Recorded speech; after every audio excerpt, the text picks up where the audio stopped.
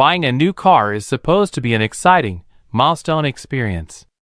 For many people in the United States, it's the culmination of months of saving, researching, test driving, and negotiating. So, when a deal finally closes, and you drive off the lot with a shiny new vehicle, you expect the story to end there.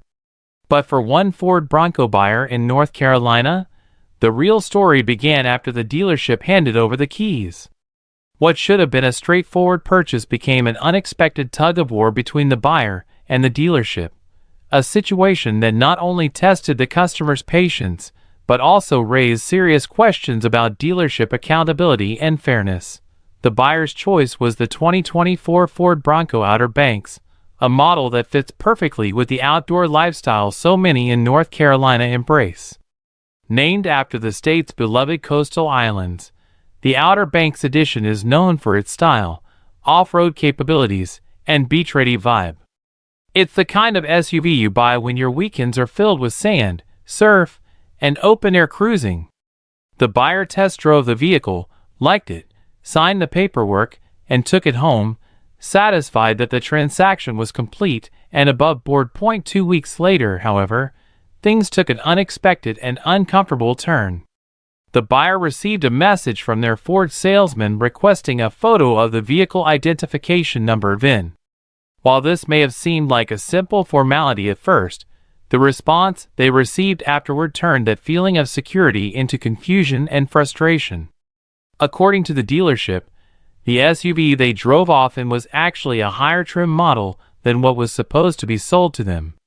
They were now being asked to either pay an extra $2,500 to cover the difference in trim level, or return the vehicle and accept a lower spec version. For most people, such a request would feel completely unjustified. After all, the buyer had test-driven this specific vehicle. They hadn't chosen it randomly from a website or brochure. They had seen it in person, agreed to the purchase terms, signed paperwork, and taken it home. Any confusion about trim levels, VIN numbers, or features should have been caught by the dealership long before the buyer ever stepped foot on the lot.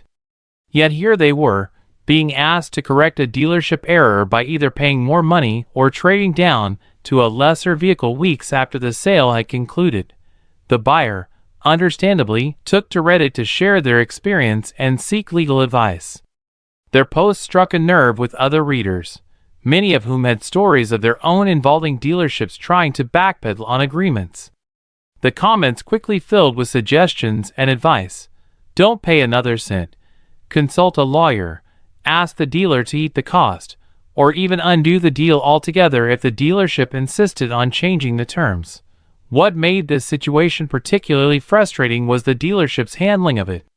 The buyer noted that the mistake had supposedly passed through multiple employees, all of whom had missed the fact that the wrong Bronco was being sold. That kind of oversight is hard to excuse, especially given how detailed and regulated car sales are supposed to be. From VINs to trim levels to MSRP stickers, everything should be verified and double-checked. Yet somehow, none of that happened here until it was too late. Eventually, the dealership seemed to realize that the damage control was only getting worse the longer they insisted on revisiting the deal. After some back and forth, they reached out again to the buyer and asked them to come in to update the paperwork. This time, however, there was no further mention of the $2,500 they initially tried to collect. In a final update, the buyer confirmed that the dealership had chosen to honor the original deal and eat the loss themselves. The paperwork was updated to reflect the correct VIN, but the price stayed the same. It's a relief to know that the buyer ultimately walked away with the vehicle they wanted and at the price they agreed to.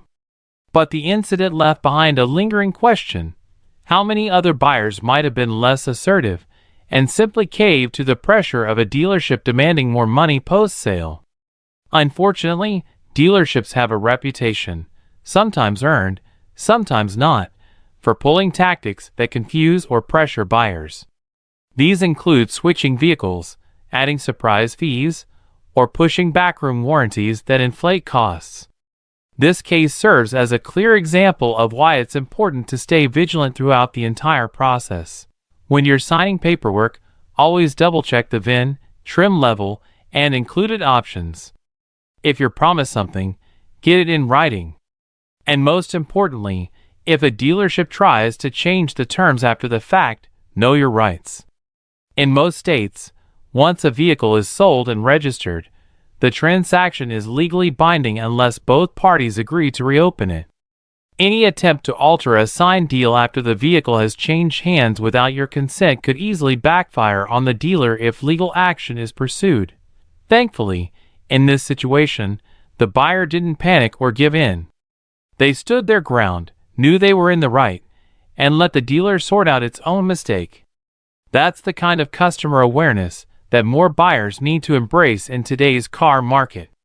It's easy to get swept up in the excitement of a new purchase, but as this story shows, you're not out of the woods until every detail is finalized and you're driving away with the car you agreed to buy on your terms.